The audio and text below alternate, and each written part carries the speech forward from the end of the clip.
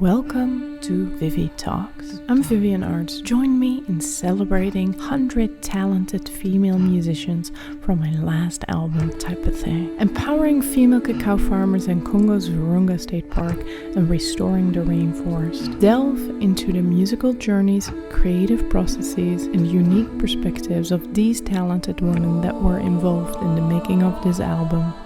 Today I'm talking with Susanne Bachmann, German multi-instrumentalist with deep roots in classical music. Susanne Bachmann began with violin at the age of 13, studied education, and this time started to play saxophone as an autodidactic. At the same time, she started to teach saxophone, violin, and viola.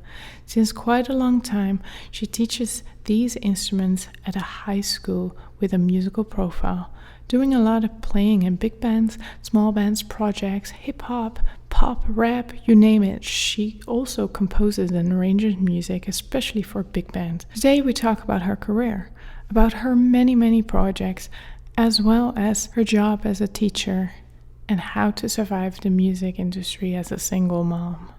Welcome, Susanne, to my official podcast.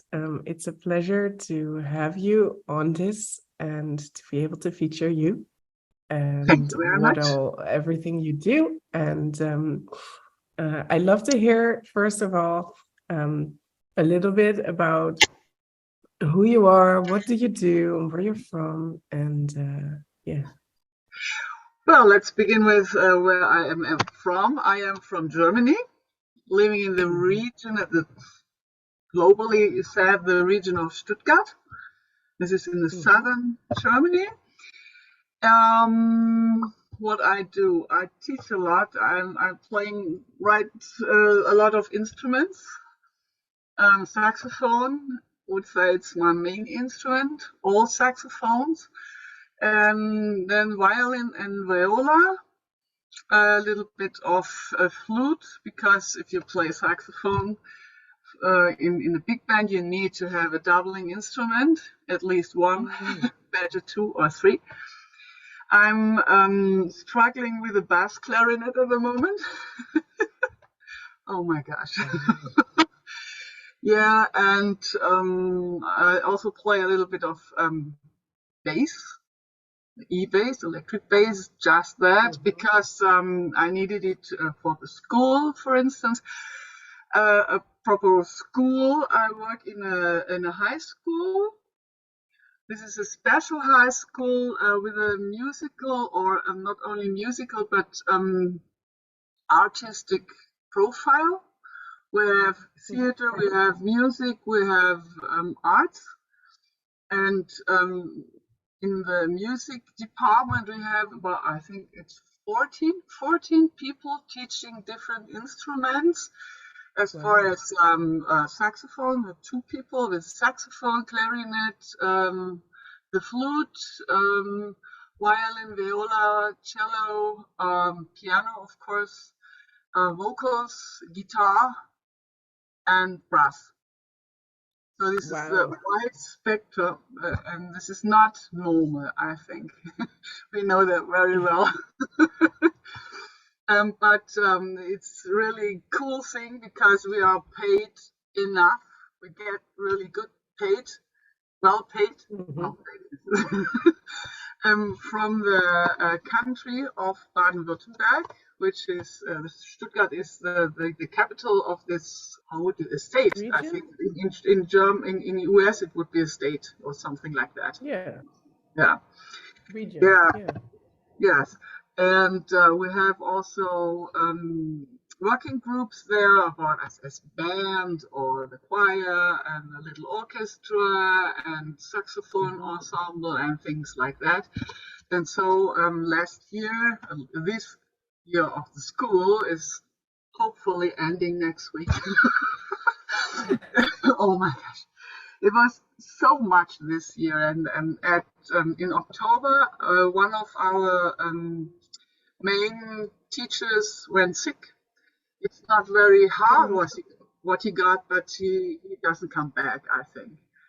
He won't come back. And so somebody had to take over, and it was me. So I needed to play bass. because he had the band AG. And as a violin player, you can get that together. It's not so bad. Yeah. And it's interesting, of course. Something new. To learn That's something even I more always, instruments. yeah, I need that. I need that to find out about other instruments. My son is studying trombone, jazz, and pop in Stuttgart. And as I began to write big band arrangements, I wanted to know how works brass. It's totally different. And so I asked him, so I have a trombone now.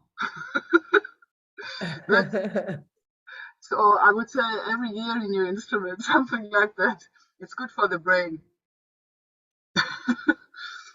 I could totally agree with that. Yeah. Oh, that's amazing. Yeah.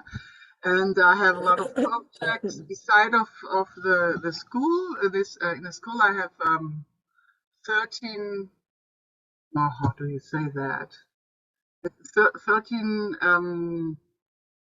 I missed the word. So 18 students. 18 students in school. Yeah, that's not enough to live on, of course. So I have 2 Musikvereine. This is very German, I think, Musikverein. And this is a community of people who want to do music together, and they also have students, of course, and somebody has to teach them. So I have a lot of saxophone students in 2 Musikvereine around here, and of course private students, even a bass student. Oh, wow. Yeah, he's the worst bass student of the world, but it doesn't matter.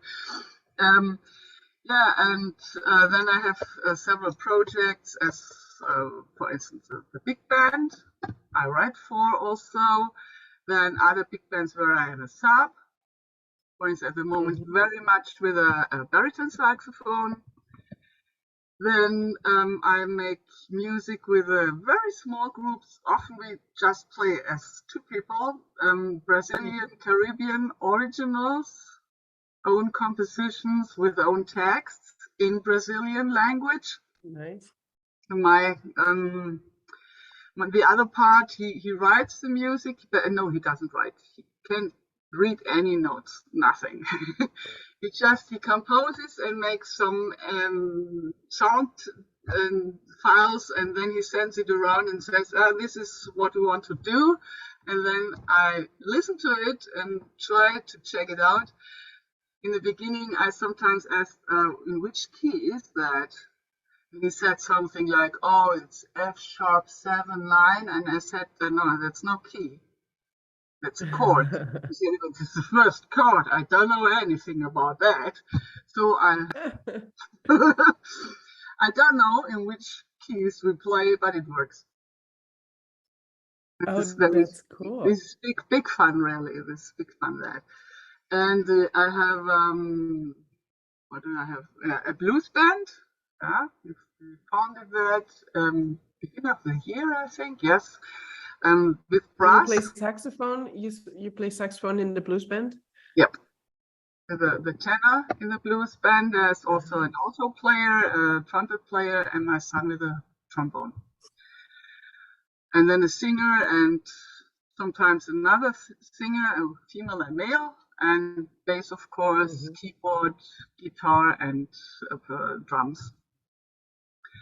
And then I had a very, very funny gig last Saturday. Yes, it was last Saturday, with a hip-hop band. Oh, wow. Yeah, that was really great. What did you do with them? Oh, play without any key. Don't ask me about the keys. On the saxophone? Yeah. Did you play it? Okay. Yeah, the saxophone, the alto and the tenor. I took both because some pieces I thought would be better with the alto and others with the tenor. I was a sub for a trumpet player, but the keyboard player, he knows me from another band. And so he said, sure, get that together. And I got it. It was big fun to do that, really. Noir de Soul is the name of that band. It's all some I think they're all American, black people, and the keyboarder is a Frenchman. So it's very international. Oh, And that sounds that was really fun. fun. Yeah. Yeah. Maybe I go there together tonight. They will play in a jazz club in Stuttgart, and maybe if I get it together, I will go there. Let's see. Well, Oh, that's what very I do. Yeah, that's what I do mostly. And you write your own songs too? Yeah, I began with that, but I mostly write and arrange for the big band. Mm-hmm. Yeah, they say, okay, we have every year we have a big concert with a big band, and we get some star guest, something like that. And they know that we write our tunes ourselves, so they give us some tunes and say, oh, please write an arrangement for me. Oh, that's very cool. Yeah, So that's you cool. get people from all over the world, or from the It's mostly city, or Germany. Yeah, we had a drummer from France. We had a baritone player. This was the last before Corona, from Germany, from Bayern, from Bavaria. And now the last year was a guitar player. He's originally from Italy, but he lives in Germany. But he's international, I think. And so around from here, and yeah, next in I think it's not 24th of November we have the next one, and this will be a combination of a German percussion player and his wife. She's Brazilian, and she's a singer, Be Ignacio. Maybe you know her. She's also a model. Sounds really... Yeah. Oh, awesome. Yeah. Very, very cool. Can you describe, well, give me 1 second. I'll just blow my nose. We're going to cut it out. No problem.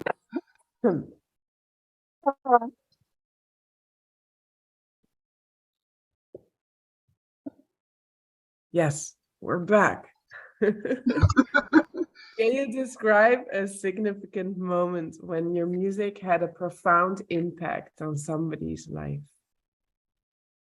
You've been performing a lot. You've been connecting with all these different people, different ages, and I think, yeah, that must be.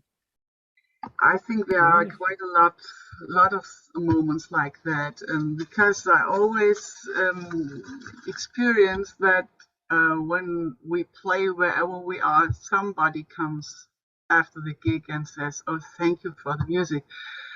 So this is significant for me, anyway. And sometimes we had a time when the lockdown were. The old people were all locked in their homes in the Pflegeheim, for instance, where a lot of people together. Elderly houses. Yes, that's it. And somebody had the idea you could play in the summer in the yard, and the people have the doors open and the windows open, and we play. And this was really very, very touching. The old people. Some of them were really, they cried. Some other, they began to dance. That was super, super great. And this was an impact, I think, on the people, because they had some connection. Right. Not only on their own. Yeah.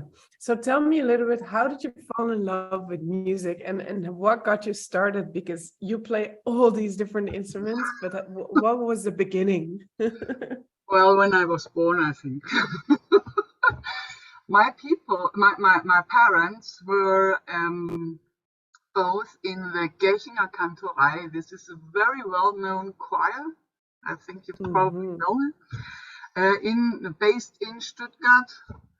They were in the very first choir of Kantorei. And so we kids were always with them. There was a bunch of kids, I think about 10, 12 kids who always were there on the rehearsals or, always. And I think this is something you get from very small childhood. You get, music is really, it is important, and music is something it's always with you. Mm-hmm. Yeah. And so I was raised in a very, very classical surround. Yes, only classical. My dad, he said, after work, nothing, no. No jazz, no pop, no, never. Oh. And I discovered the Beatles with 15 years old. So crazy. Under my blanket. Because he shouldn't listen to that. Oh, wow. He was very restrictive. Yeah, and that was the reason why I began to play violin, because everybody in our family plays any string instrument. Mm-hmm. My father was playing the double bass, my mom is a violin player, and one of my brothers is a bass player too. My elder brother is a cello player, and so on. Everybody plays any string instrument. Uh-huh. And so this was the normal. And then I began to study, and for me it was clear I wanted to have music in my life. I couldn't be without music. So one of the it was I studied education for secondary. How do you say that? Secondary schools or something like that? Secondary education.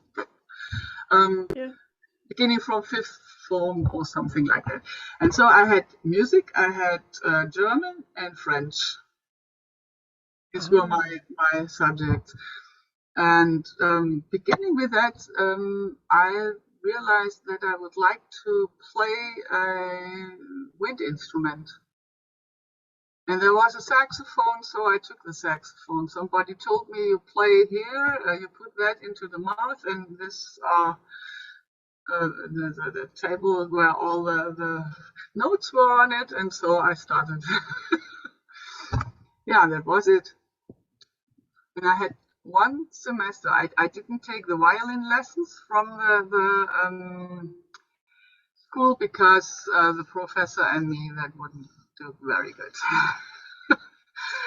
So I said, okay, I go to my old teacher, and I had the lessons with him. That was okay. He didn't want any money for it, and I could take saxophone lessons, but only one semester.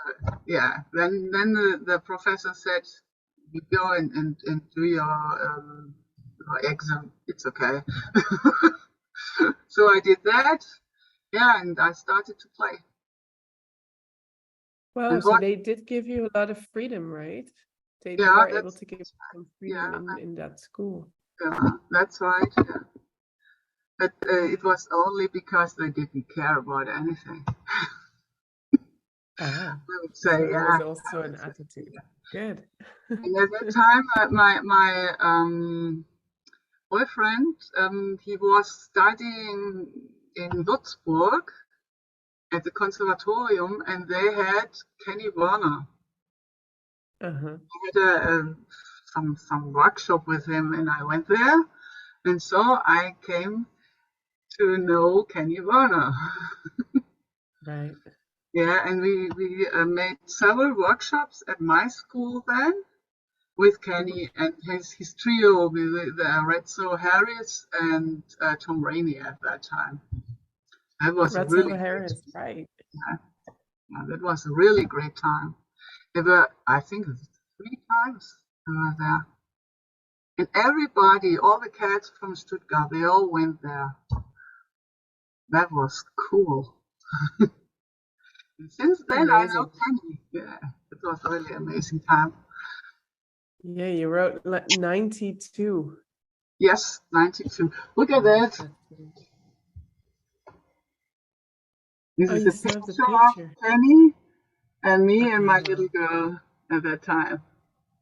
Nice. Yeah. And then we didn't have any contact for years and years. And then one day a friend said, "Oh, Kenny's playing in Bix. Bix is the most known, best known jazz club in Stuttgart." And we said, "Oh, we go there, we go there." And that was really crazy. We sat there and the guys went on stage and suddenly Kenny stood there and said, "Susanne?"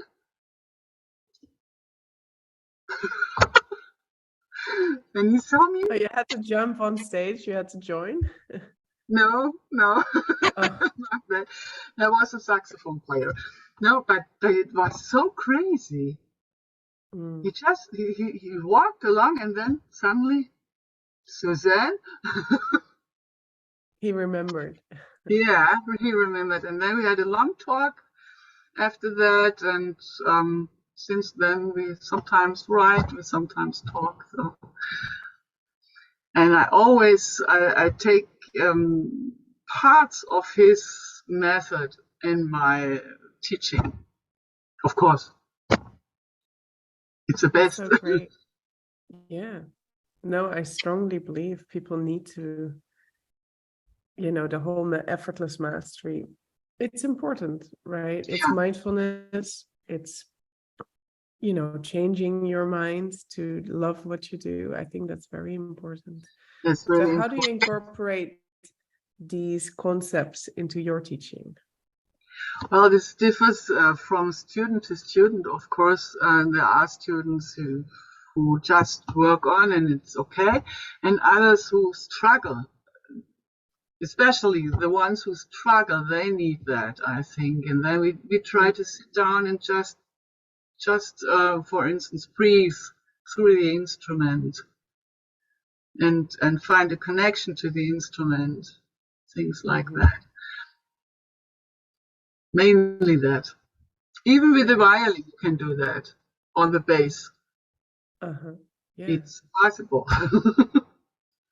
I'm so happy that you're doing that, because you see a lot of people get stuck and they don't like what they do and they're very ambitious and they're, it doesn't help you get better, right? The attitude of like, I need to sound good. And yeah, I think that makes you a great teacher. I already I hope know, so. of course.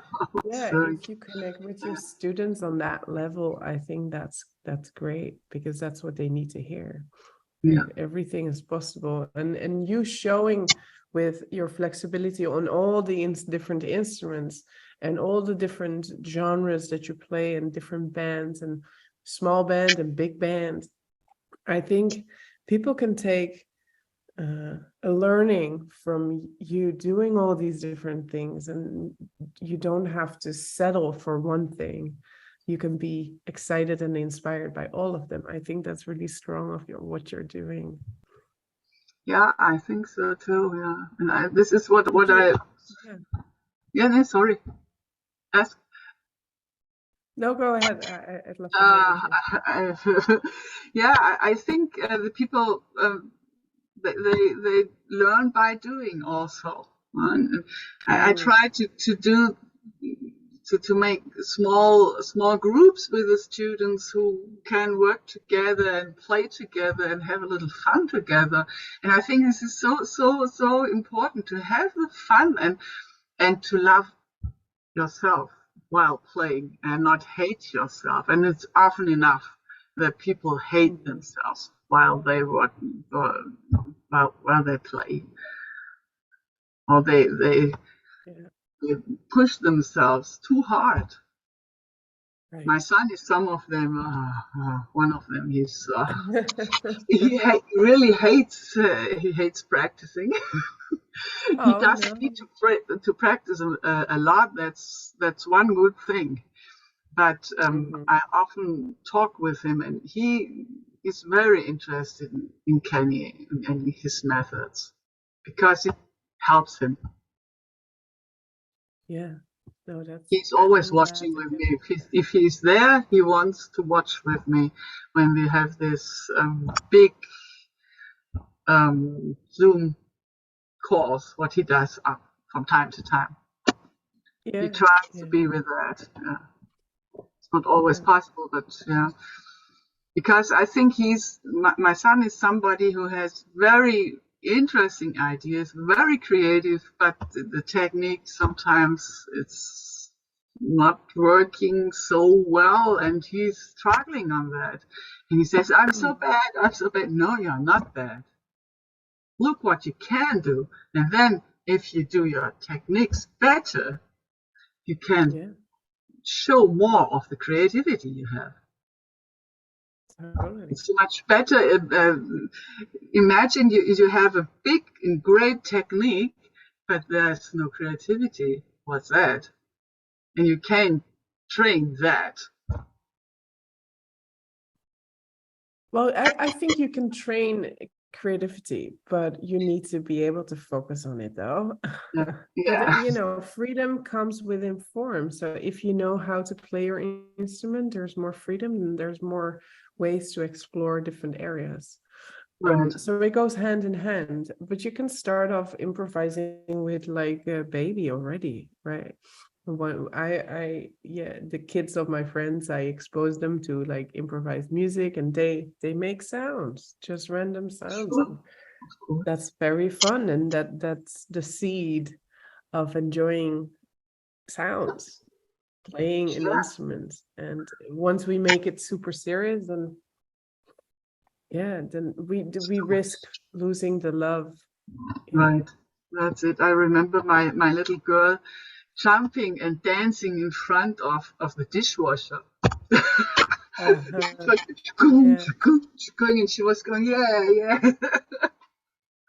That was a cool thing. Yeah. Yeah, amazing. So, you wrote this. Yeah, we had a questionnaire where it says what are topics you want to talk about. You also wrote, I love to talk about how to survive this business as a single mom. Can you talk a little bit about that? How are Well, you doing it? I think you yeah, are. yes, I am. Yeah, since a long time. And I think I was a single mom even when I was married because Wow. men are not there. If you have small kids, the dad is not there. Normally not. And if you have to go to rehearsals or to concerts, it's always a problem because the dad is not there and you have to find somebody else to help out until he probably comes or not. Who knows? Huh? And this is one part I really hated about having kids because before I had my daughter, I was in a really cool big band with a lot of well-known cats around Stuttgart. I was the only woman in the band, normal. You know that, I think. And at the moment I had my girl, everything was boom. It was away. It was in German you say Karriereknick. There was everything away. Nobody knew about me. There was everything gone for years. And then somebody asked me whether I could be a sub in his band, and I said, okay, I can try. You don't have any practice and nothing. And then I went there and it was okay. And yeah, then the whole thing started again. And my son is 12 years younger than my daughter. So this is a rather big space in between.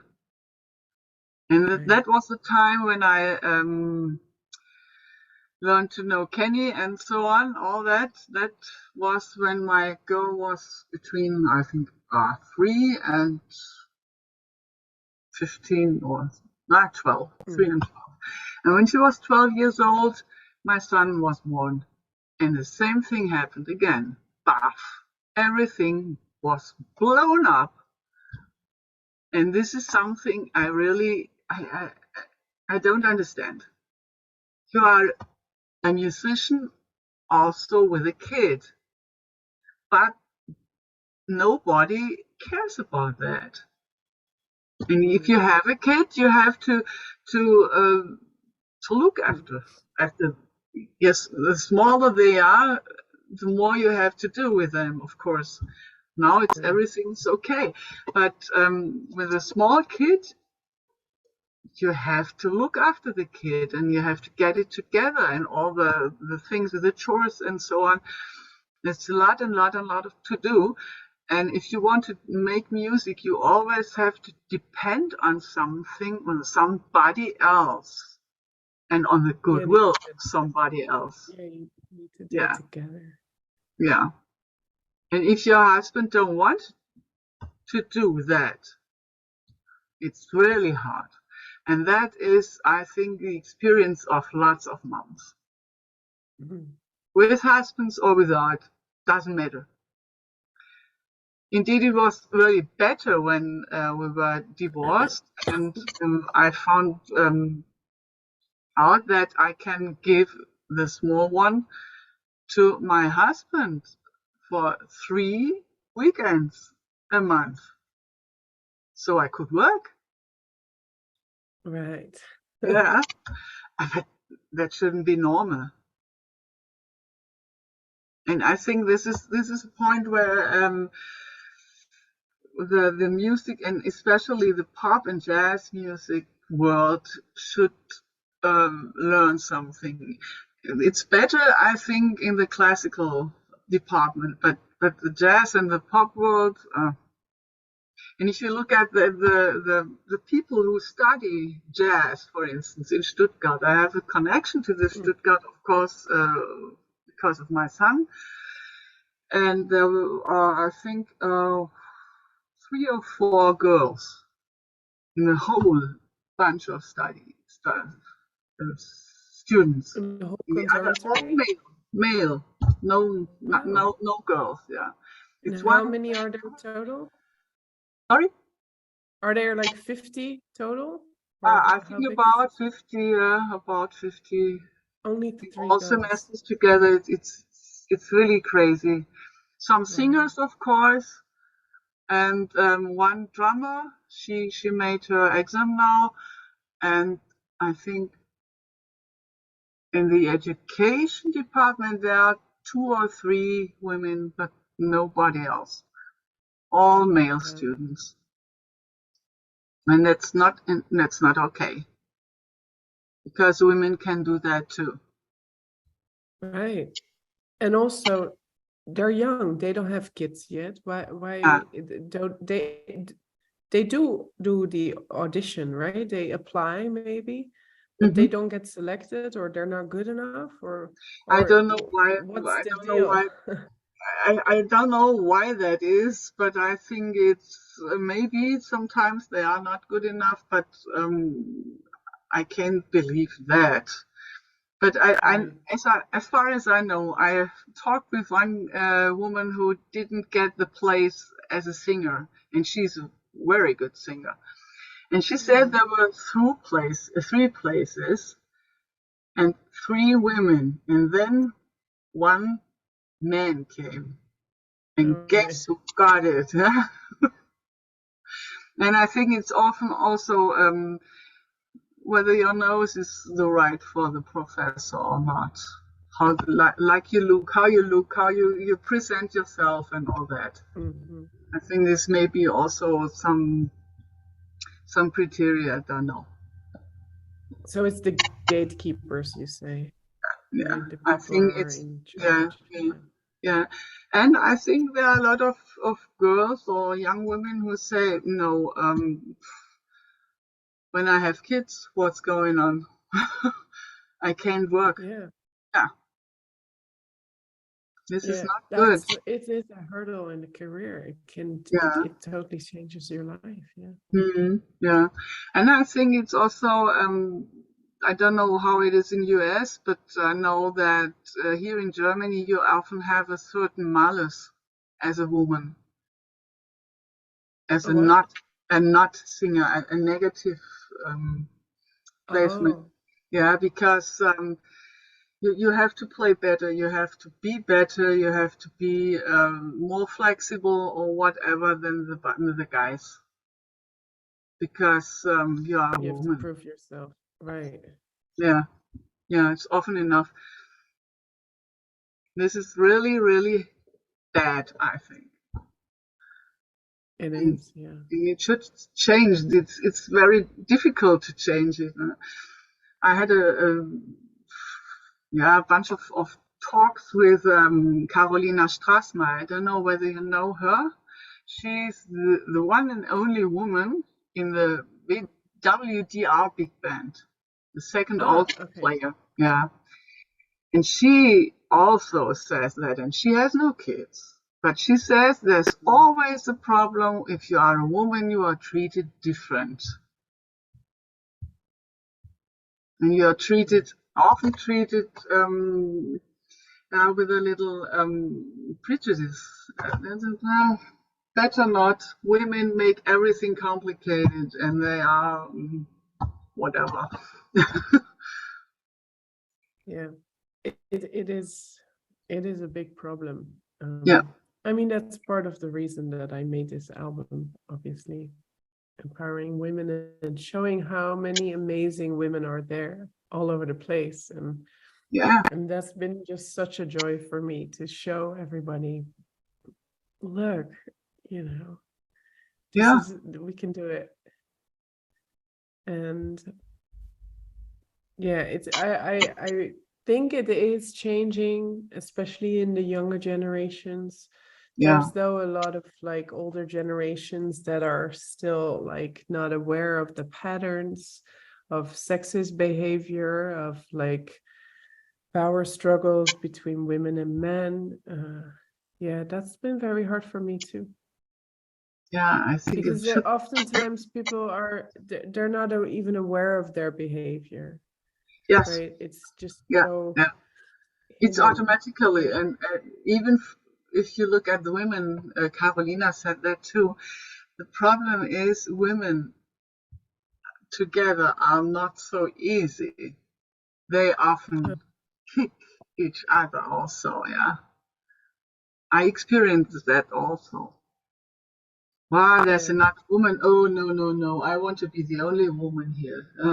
Something in that way. Well, maybe that's also the goal of of men, to make sure that the women don't like each other, right? Yeah, Yeah, it's I think it's not of this age anymore to have these inequalities. So we need to address that, and actually making that change, and making people aware of issues, yeah. of people that are like have a different agenda, that are not fair. And yeah, just addressing like a conservatory with 50 students, saying, hey, how is it possible that you have so little women in the studies already, right?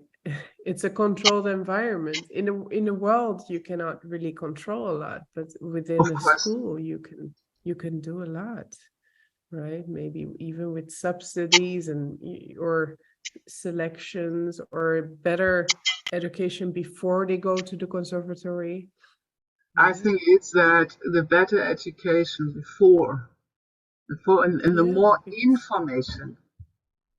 information they have, the more they probably will get there.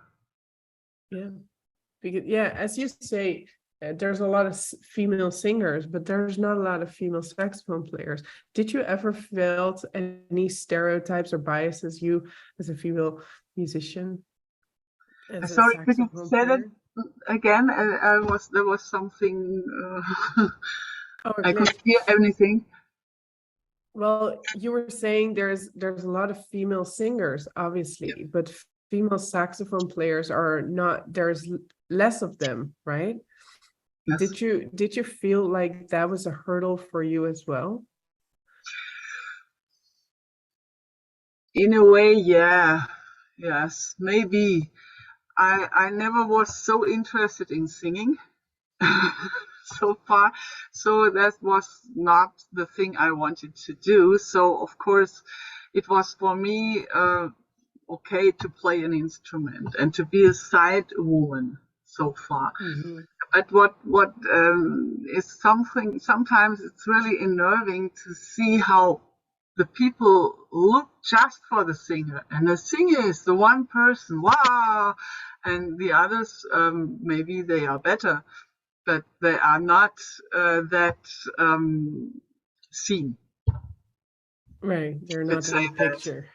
Yeah, I had one experience that was, in a way, it was funny. In another way, I found it was so devastating. I was playing before the birth of my son. I was playing in a band played for dances and so on. It was good fun, and I was the only woman in the band with a saxophone, not a singer. There were two singers, but they were both male. And then there was a feature of the band in some magazine, and there was a picture of the band with me with a baritone saxophone in the middle of the picture, and they wrote that I was a singer. And I thought, fuck you all, you never heard the band. Everybody, we had a big laugh about that, but if you look at it, But you're holding the saxophone. yeah, isn't that crazy? And they write that you're the singer. Yeah. Unbelievable. And in a way, it's really devastating. You do something and nobody registers it. They say, oh, she's the woman, she must be the singer. I don't care about the band, she must be the singer. Bullshit. Wow. Yeah.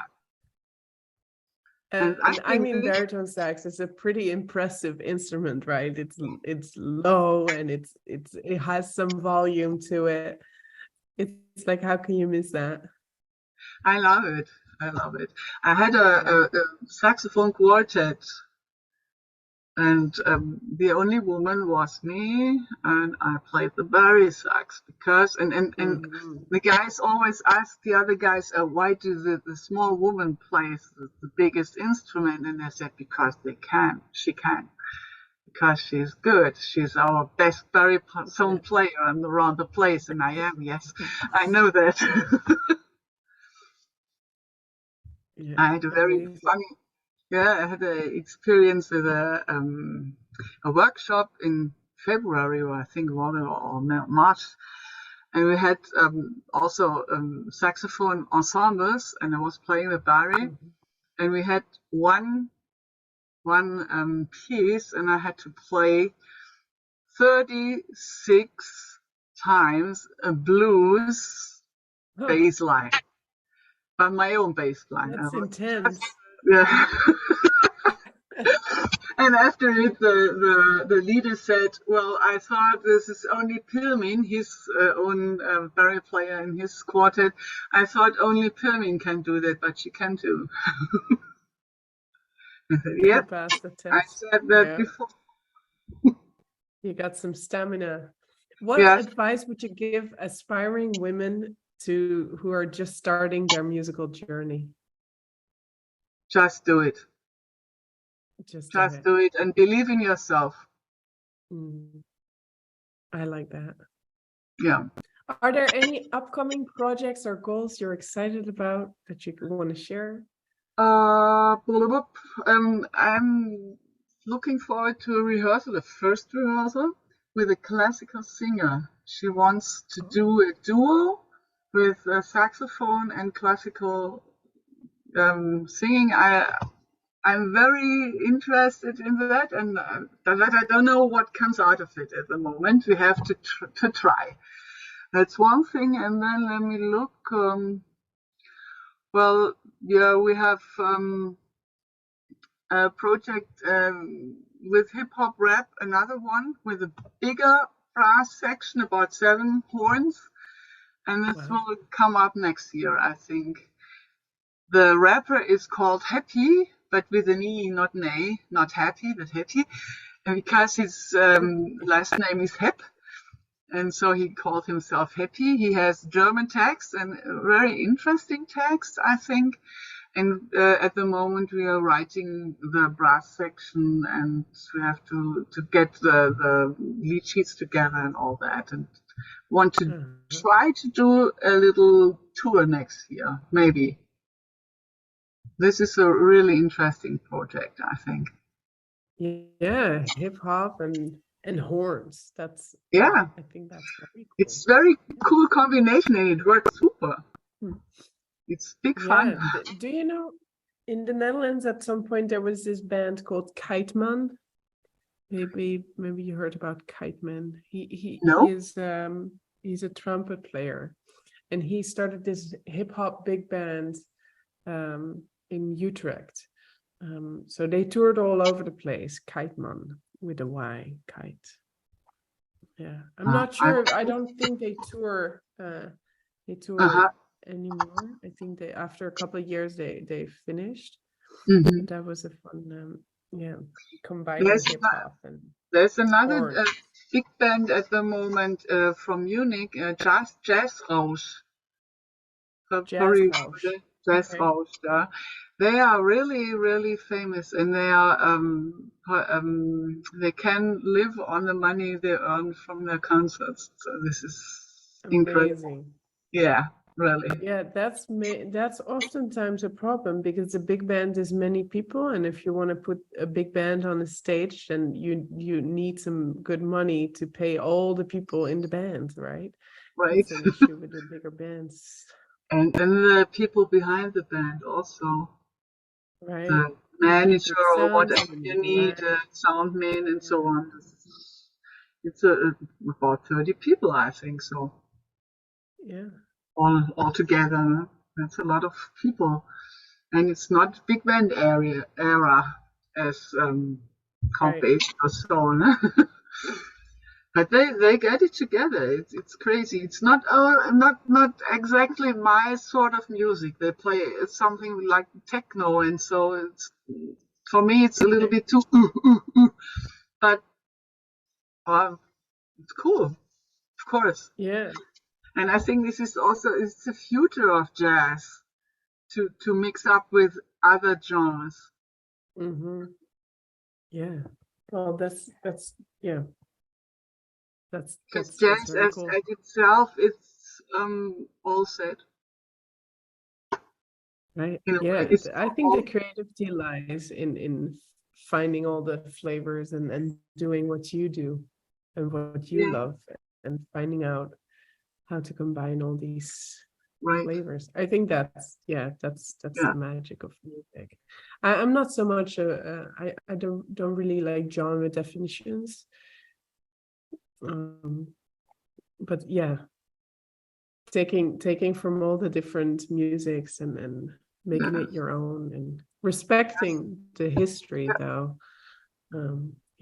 That's been great. That's right. Where can people find you? How do they connect if they want, if they're ever in Frankfurt? I have a homepage, Susanne Bachmann Music.de, and a mail address, mail@susannebachmannmusic.de. And on my homepage, I try, it's not always up to date, but I try to put there all the projects and everything and all the concerts I play.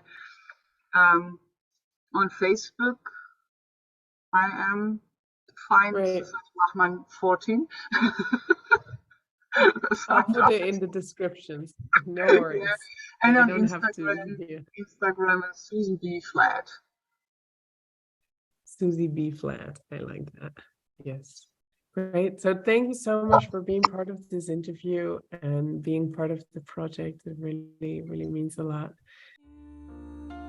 As I conclude this episode of ViviTalks, I want to express my sincere gratitude for joining me in this musical journey. I hope you enjoyed exploring the stories and experiences of the incredible female musicians on my album. To stay updated on our latest episodes, subscribe to ViviTalks on your favorite podcast platform. Connect with me on social media through Virunga, and please check out my album Typuhthâng, a musical exchange featuring 100 female musicians to empower female cacao farmers of Virunga State Park in Congo. It's about more than just music. It's about making a positive impact in the world. Your support is part of that journey, so thank you once again for tuning in. Until next time, keep celebrating the power of music, and let's continue to amplify the voices of remarkable women in the industry. Stay inspired, stay empowered, and keep the music flowing. With love and gratitude. Till soon.